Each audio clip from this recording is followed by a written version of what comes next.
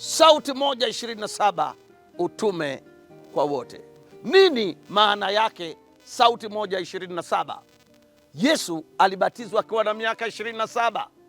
Mwaka kesho 2027 inatimia miaka 2000 toka Yesu alipobatizwa.